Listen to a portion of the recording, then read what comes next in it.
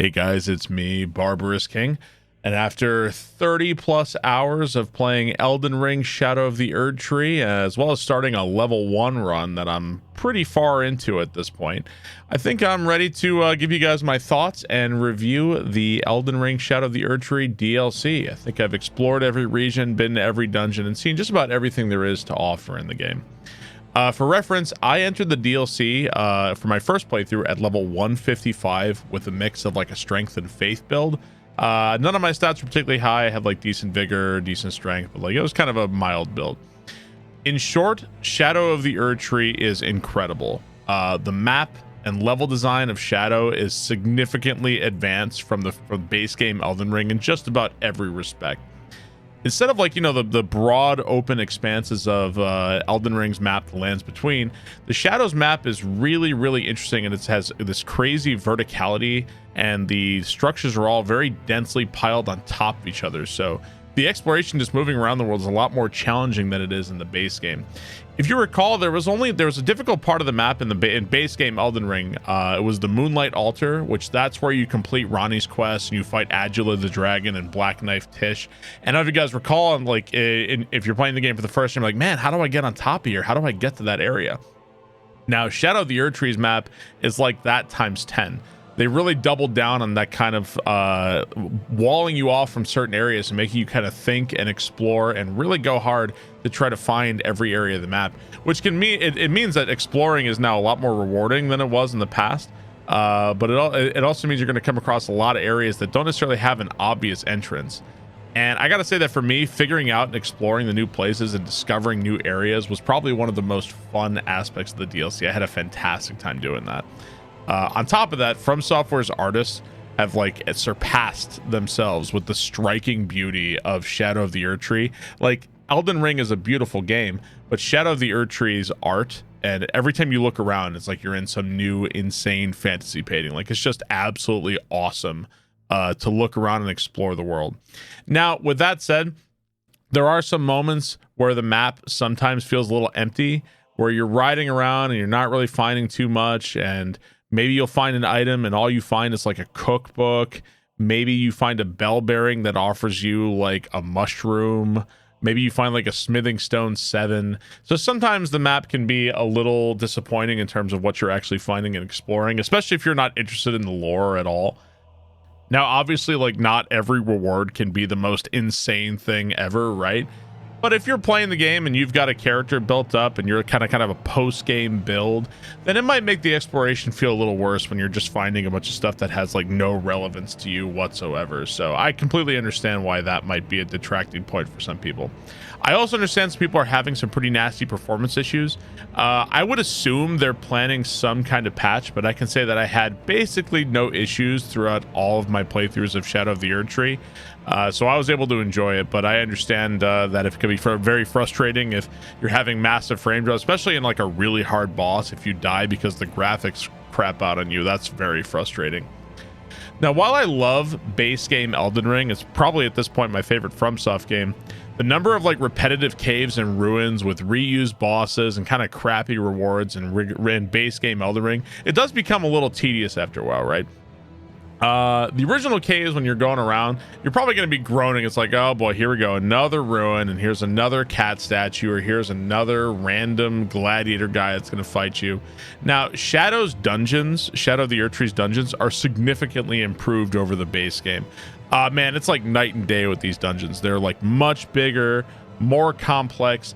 And even if you didn't find like an item or a weapon or a spell that's relevant for your build, they often connect to other areas too. So there's often a motivation just to explore the dungeons, just to see if it leads somewhere, if it takes you somewhere. There's also a lot less of them than there are in the main game, which that might contribute to why there were so many in the main game, because you don't want the world to feel empty, obviously. But I gotta say that they vastly improved the dungeons overall in Shadow of the Erdtree. Obviously, Shadow of the Erdtree has added a bunch of new weapons, classes, weapon types, magic spells, incantations, and armor. I tried to use as many of these as I possibly could. Now, I didn't respec my character over and over because that's kind of tedious. I don't want to do that. So there's a lot of spells that I haven't tried, that sort of thing. I can't speak to the balance, like how strong some things are, how weak they are. But everything I played with, all the different weapon types, were super fun to mess with. So whether or not something was good or bad, that's probably going to depend on how you built your character and what you're doing.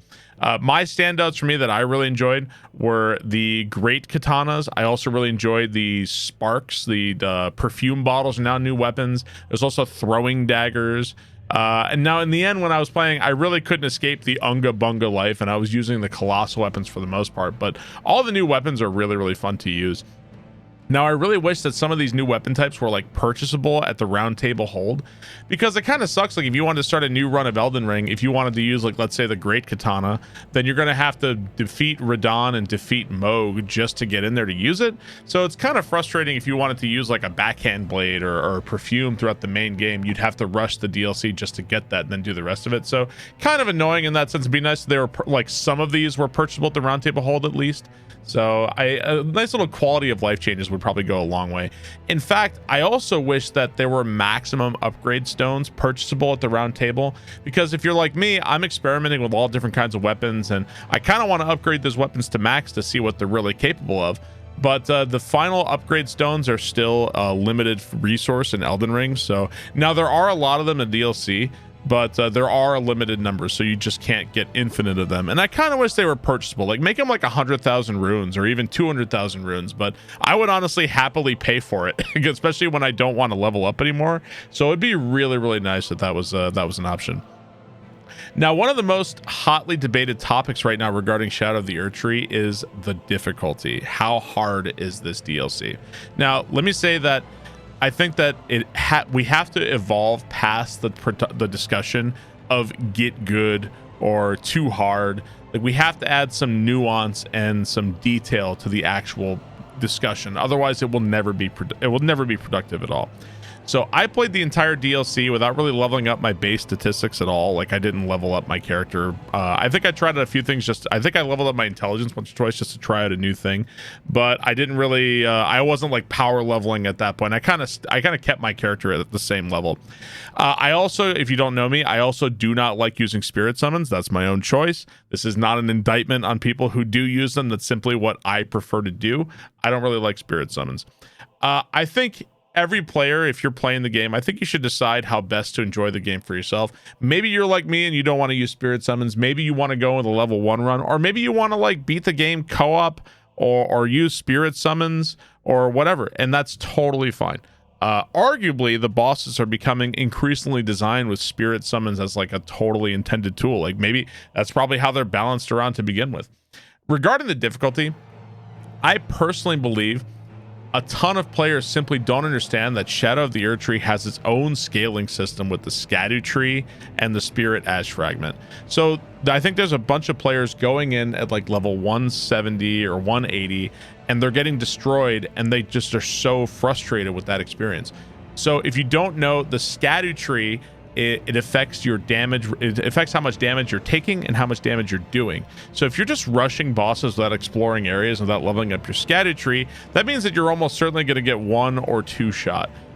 So that's going to have a huge effect on the actual game. Now, there's plenty of guides out there. I think every Scadu Tree fragment's been found. So if you're really having difficulty, you might consider looking at some of those to find those if you didn't want to find those yourself.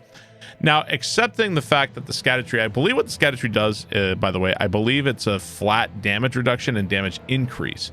So if you've had none, then you're actually going in at a huge disadvantage. But by the end of it, I think you're actually quite powerful. Now, when I finished on my main playthrough, I was at Scadu Tree 17, and the final boss was still extremely difficult for me. But yeah, you may want to be seeking those out. And I think, but without even fighting a single boss, I think you can get your Scadu Tree up to like 10 or something. So you can get your Scadu Tree very high before you even engage in any of the game's bosses. Now, ignoring the Scadu Tree and Spirit Ash fragments, ignoring all that, the bosses in Shadow of the Erdtree and the enemies, I believe that they represent like a new level of aggression that has never been seen before from FromSoft. Their combos like seldom seem to ever end, whether the enemy is big or small. They're also combined with like huge AoE effects, not to mention like super increasingly distracting visual effects as well. See, my question is, at what point do cinematics and visual effects cross like a threshold and become an overall like negative to the enjoyability of the fight? Now, things may look really good, it may look really cool, but to me, I feel like the flashiness can sometimes get in the way, especially when it comes to the final boss. Now, FromSoft's bosses have always had their own share of visual effects, like Gale's lightning, Orphan's lightning, Lady Maria's fire, Nameless King's dragon and the lightning, Ishin's lightning. Yeah, but the visual effects of Consort Radahn were so extremely distracting and a net negative to me in an already difficult boss that has like very few openings, that it really was a negative effect overall. Increasingly, I also feel like the rhythmic combat of the Souls series is being like buried underneath the weight of these new design decisions. So like, what does that mean? Now, I think a lot of FromSoft fans would probably cite Artorias as one of their favorite bosses, and Artorias to me is a very rhythmic fight where he attacks, you dodge, you get an attack, and then if he does this and you can punish it, it's very kind of rhythmic. Now, when bosses have various audibles where they can do this, or sometimes they do this, and they have like a 7-piece combo that sometimes becomes an 8-piece, and all you can get in is your one swing, and then you have to wait another series of combos. Even if you're playing really well, that can be a really exhausting thing after a while. Now, that also depends on what weapon you're using, if you're using like a colossal weapon, but I actually kind of agree that when the bosses become like that, it becomes a little bit less enjoyable overall.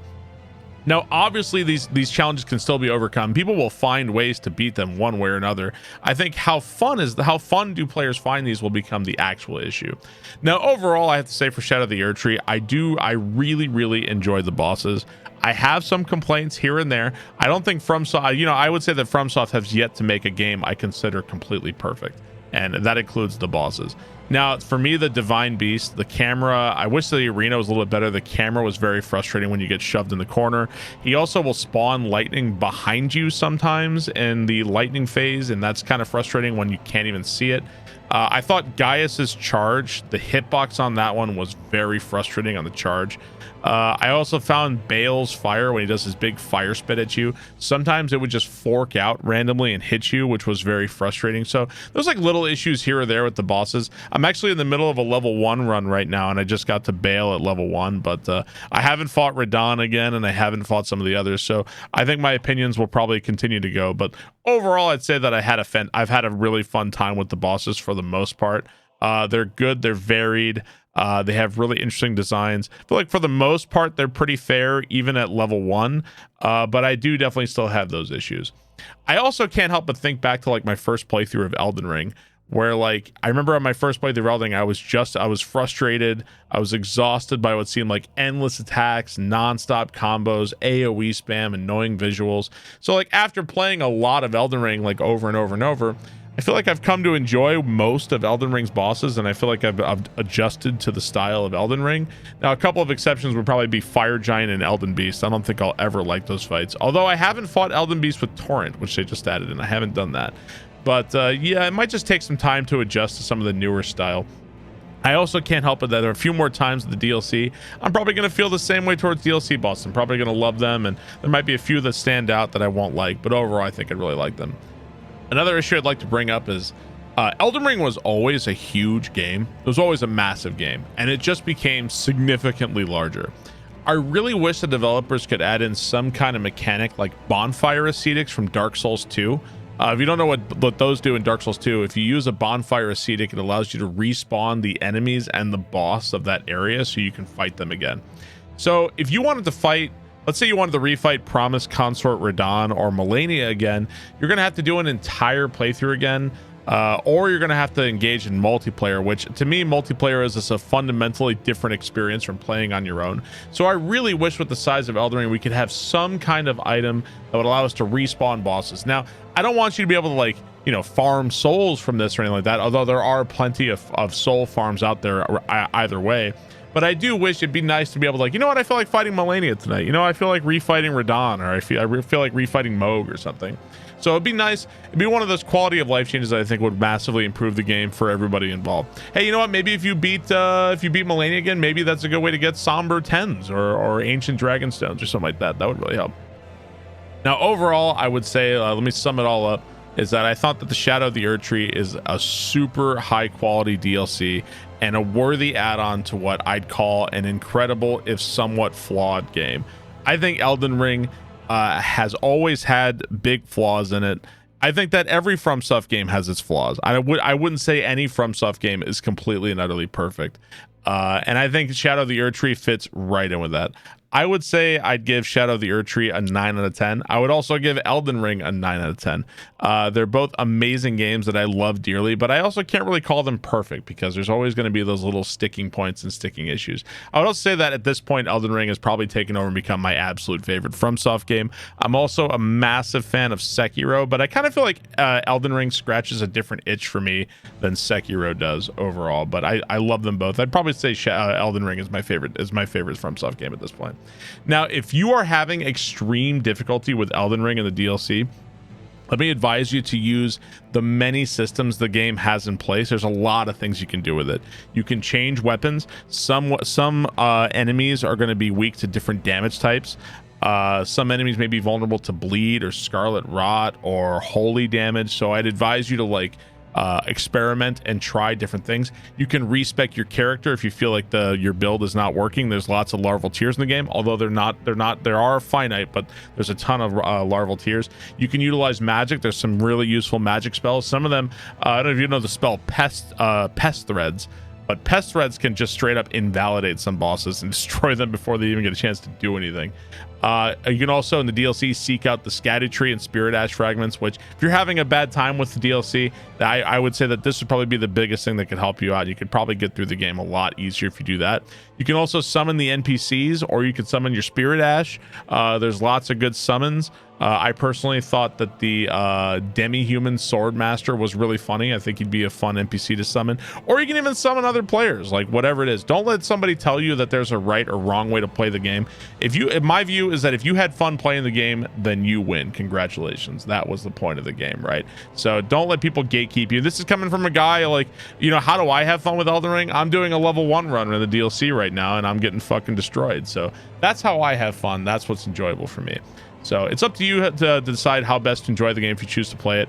I don't believe there's an objectively correct way to play it. I think that all of these mechanics are intended for you to use as a lot of different options and levers for you to pull as a player to make the game experience exactly what it is you want for it.